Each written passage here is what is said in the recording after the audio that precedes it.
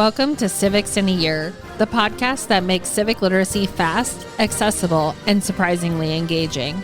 In just 10 minutes an episode, we'll tackle one of 250 essential questions about American democracy, how it works, why it matters, and what it means for you.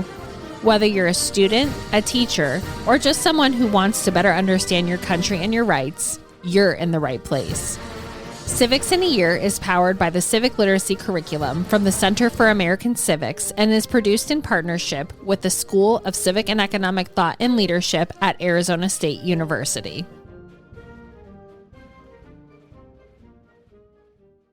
Welcome back to Civics in a Year, where we're today going to talk about freedom of speech.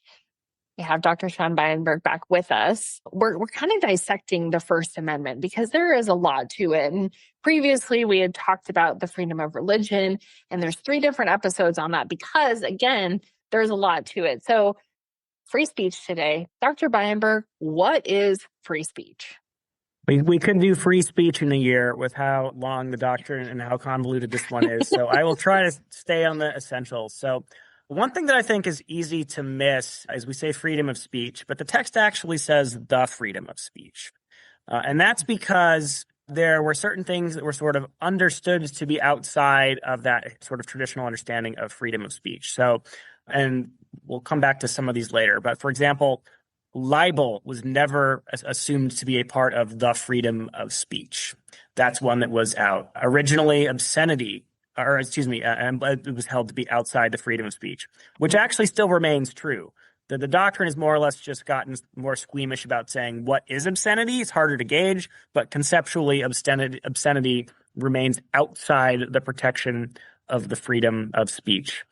We will later on, potentially, we'll come back and talk to the courts have held that categories of words like fighting words are potentially outside the freedom of speech. That's one where the courts have maybe softened a little bit. And for example, an idea that there's hate speech has been alleged by some to be beyond the freedom of speech, but that is not an exception that the court recognizes. So things like obscenity, things like libel. What is libel? So for listeners who aren't sure, what is libel? Sure. Thank you. Yes. Appreciate you. Yeah. So libel and slander, it's effectively, these are false statements of fact that cause a harm to someone. And conceptually, the way you can think of this is that it's a property claim. Because, for example, if you, Liz, say, Professor Barnette is super racist, and I heard him say this thing, and ASU fires me and I can't go get a job, I have suffered a property loss the same way as if you had backed up your truck into my house and knocked a wall in, right? That has cost me money. So libel, effectively, if that were to happen, I would sue you and say, you have said something that is factually untrue and it caused me financial damage. You effectively then need to compensate me for what my earnings would have been if I'd lost my job. So that's part of why the court can understand it outside freedom of speech, because in some ways it's closer to like a tort kind of a claim where your property has been damaged. So the court has held that that's outside of it. The court, I'll talk about this in a little bit later, but has held that things like incitement are basically unprotected by freedom of speech. Effectively, when the line crosses to look more like conduct than speech and ideas, the court holds that is that. Those cases get really complicated because you can be committing an act that's sort of an action and sort of speech. But basically stuff that looks much more like conduct is less protected. Stuff that's more about ideas is more protected. Clearly, at the core of it is political speech is the sort of the fundamental, very, very center of the purpose, but it's not the exclusive purpose of freedom of speech. So there's a way you can think of it as these are exceptions, but the way that I think of it is just, these are the freedom of speech was never held to include these parts of it. And state constitutions write this a little differently, but this largely tracks with how the state constitutions have dealt with speech as well. So freedom of speech is not an absolute thing, right? That it's not covering every little thing that we're thinking about because, you brought up obscenities and it made me giggle a little bit because I know it when I see it, right? I had to teach that in AP government. When you talked about incitement, can you get a little bit more into what that means? Right. So effectively, the way that the court has thought of, and we'll confine it to political speech for now. Okay. I do want to back up, though, because you said we can think of freedom of speech as not absolute. The better way that I think of it is we should think of freedom of speech as not being all capacious, that basically not everything falls within it. Rather, and I just say that because if we say it's not absolute, that ends up basically turning into more of a balancing test kind of an issue. Gotcha. Whereas like this is super important or super offensive. And that's not the way that the court tends to think of it. It's instead more categories. These are categories that are within that freedom and outside that freedom. So to your question about incitement. So a really, really brief sort of summary of the way that the courts have thought about this. So for much of American history, the court used a test that was not very protective, and this was mostly lower courts, called bad tendencies, in which speech that had a bad tendency to cause illegality or chaos or disruption of the public peace was unprotected. Unsurprisingly, that's not a very protective standard. And that falls away over the 1920s, and the court moves toward what's called the clear and present danger test, which is sort of comes in fits and starts, but moves basically by the 50s is the standard that they're using. In which there has to be fire in a movie theater? Nominally, yes, although that analogy is really bad for various reasons that I think you folks will talk about in more detail. I think that's even a specific case. I think that's later on. So I'm not going to get too into that one. But the court moves toward effectively saying, no, there has to be a pretty clear and tight connection between speech and something illegal that's going to happen or something dangerous that's going to happen. And then in the 1960s, the court really tightens that up to say, in a case called Brandenburg, which remains the operative test today, which effectively says that political speech can be restricted if it is inciting imminent lawless action, right? So like we should go do this thing right now, because the court is conceptually saying at that point it's closer to the action itself than just saying like, and so in that particular case, it was a group of Klansmen out in a forest saying there should be some revengeance taken against the U.S. government, right? And independent of a crime against good grammar, as I like to joke when they're saying revengeance, this is not an articulable act, right? It'd be very different if they said we should all go, attack that government building, grab your torches and let's go do it, right? That's incitement. But just saying we really don't like the government and we wish there would be revenge taken on it, the court says that is closer to ideas than action. And so incitement ends up being basically the framework for particularly stuff that falls within that freedom of speech. But that's effectively the standard that the court wants to use. Now, the court does similarly in terms of thinking of categories. And I think that the conduct framework helps us because, for example, true threats are another thing that the courts have held are unprotected, right? I am going to kill you, right? Like that is basically in a way that is different than I don't like you or you have terrible ideas or sorry. And so again, these get really messy in terms of the fact pattern of is this actually a true threat? Is this actually incitement? But the conceptual framework I think is pretty clear, which is the closer it is to conduct, the less it's protected. Are we doing a flag burning podcast as one of the standalones? I can't remember. If we're doing the flag burning ones, I'll give it really short, but right, this is a complicated case in which the court has basically, in theory, this isn't about, as the dissents say in those cases, you're not necessarily expressing an idea when you burn a flag, right? They're saying like, you're not actually saying something. And the majority wants to say, yeah, you are still saying something. You are saying that you are fundamentally disapproving of, the U.S. government, U.S. policy, et cetera. And the court effectively says, if the government is passing a law that like nobody can burn anything made out of nylon for environmental reasons, that's fine. But the court basically builds up kind of doctrine saying, particularly viewpoint discrimination, saying the government can't say these ideas we like and these ideas we don't like. So if the Boy Scouts can burn a flag reverently, then we can't say, except those filthy hippies can't burn the flag irreverently. You can either burn everything or burn nothing because you're caring about the actual act itself. But if you're trying to suppress conduct because you're trying to suppress the ideas, then the court says that's a problem. That kind of speech is protected. And there's similar things with like There's cases on like cross burning, and those get really messy in terms of the fact patterns. But conceptually speaking, the court basically wants to say if the government is trying to stop you from doing this because the conduct itself is a problem, that's probably okay. If they're trying to stop you because they don't like your ideas or they don't like who you are as a speaker, that's the core of what the First Amendment is supposed to protect in those grounds. And I do think so. Yeah, hopefully that covers incitement. Again, students then always like to say, well, what about this? If they say like, let's go do this in like 30 minutes or 40, like that's I'm not getting bogged down into all that. But the framework, I think, is pretty clear. So you alluded to at the beginning hate speech. And what are the limits on hate speech? Because it's funny, I actually talked about this in my CEL 100 class. It was brought up that hate speech shouldn't be a thing. And I asked the student, well, what is hate speech? And they really had a hard time coming up with a standard definition. So what allows the government to restrict hate speech? And the answer under the court's doctrine is nothing. The hate speech is not a category that the court has said is beyond the freedom of speech, largely on the grounds that you alluded to. So there's a case that I think is actually the clearest explanation of the logic of this, even though ironically it's in a dissent. So it's a 1949 case called Terminiello v. Chicago.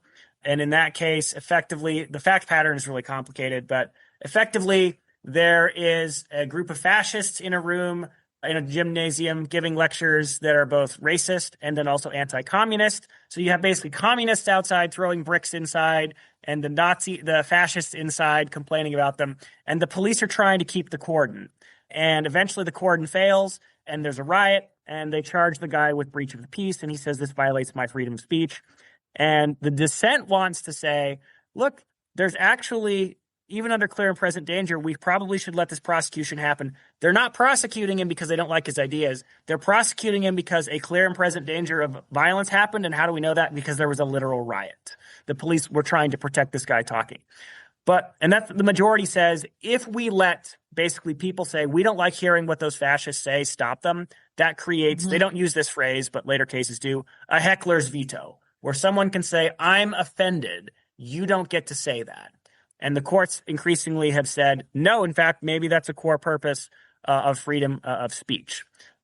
But in the Terminiello case, the dissent wants to say the fact pattern here means we should allow this prosecution. But fundamentally, he's actually closer to the majority because, and he says very striking language like, look, speech is protected whether it's, and he says pro this religion, that religion, pro this race, that race. He says government does not get to basically pick what it wants in terms of good speech and bad speech. It basically, he says, there needs to be an utmost freedom of utterance. Courts shouldn't be turned into organs of popular intolerance, effectively veto points. But it says, look, if the purpose of this is not to suppress the guy's ideas, government should be able to do it. But he's very explicit and says really offensive speech ought to be protected. And he goes through and says basically racist, not racist, pro-Catholic, anti-Catholic, pro-Protestant, whatever, right? He says that should be protected. Again, even in the dissent, which I think is interesting. And we see this is a theme that I think we overstate the level of disagreement on the Supreme Court in terms of the number of cases. Most cases are boring statutory stuff nobody cares about. There is, I think, increasingly a disagreement in sort of constitutional philosophy. We'll talk more about how to interpret the Constitution between sort of originalists and so-called non-interpretivists or living constitutionalists. But one thing that there is agreement on, and 9-0 case a few years ago, Matal v. Tam lays this out very explicitly, where they say there is no such thing as hate speech. This is not a concept that we recognize in law because people are going to say, and who's to determine what counts as hateful and who's going to be able to claim this is offensive. And so everybody from Sotomayor, who I think was considered the most progressive justice at the time, to Clarence Thomas, who was considered sort of the most conservative justice, if we want to use those labels, agree that, as I've laughed to my students, the concurrence that's written by Kennedy with Sotomayor joining is, if anything, they're arguing it should be even more aggressively protected on freedom of speech. Now, how do I word this delicately? This will not stop people from appearing on your favorite cable news show. And I can think offhand of examples from both parties in recent memory who have said hate speech is unprotected, or every knucklehead on Facebook that says that.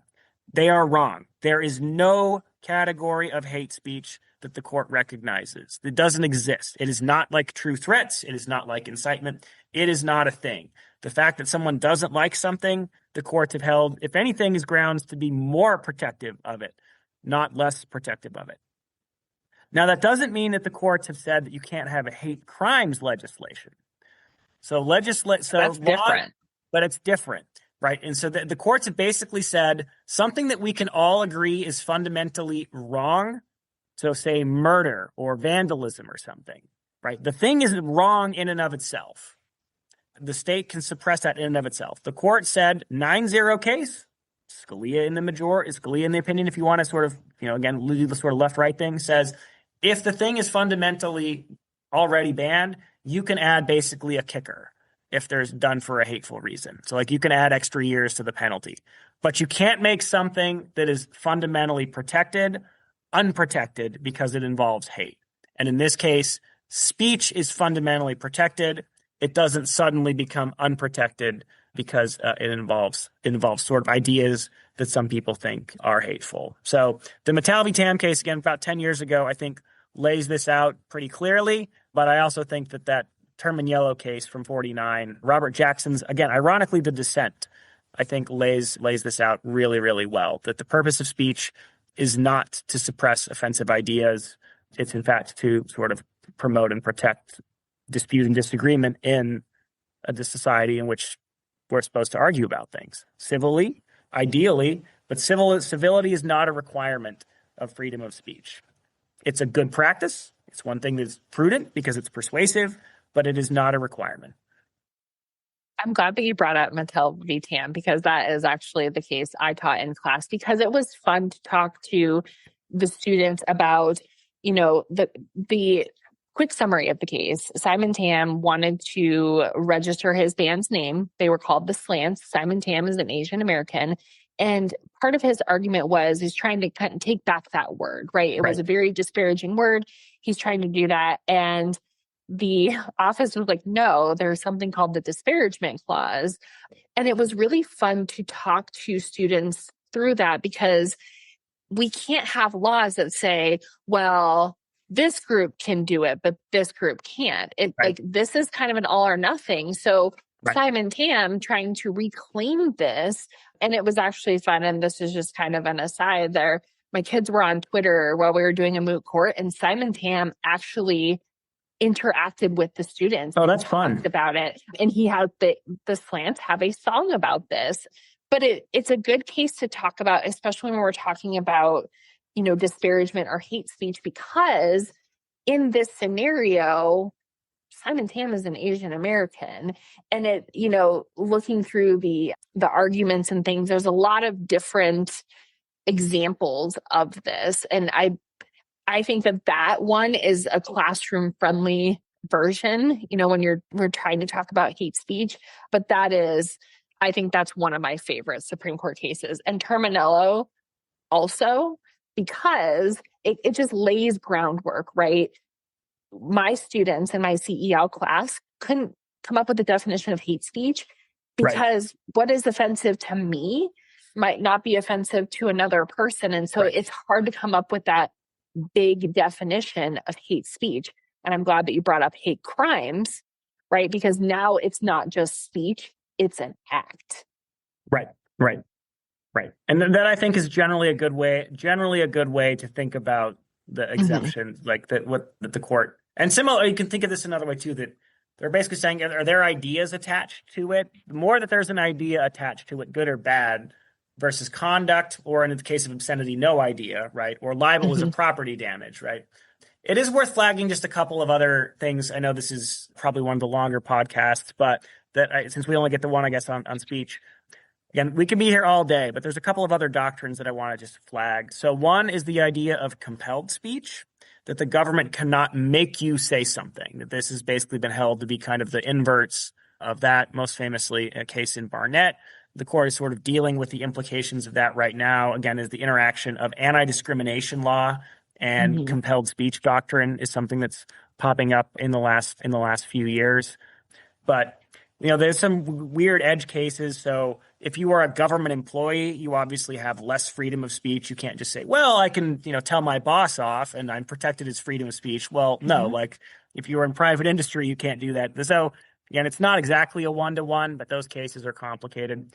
There is one set of restrictions that I would be remiss if we didn't talk about, and those are so-called time, place, and manner restrictions. And in those, the courts have basically said, again, emphasis on you can't have viewpoint discrimination, you can't have speaker discrimination.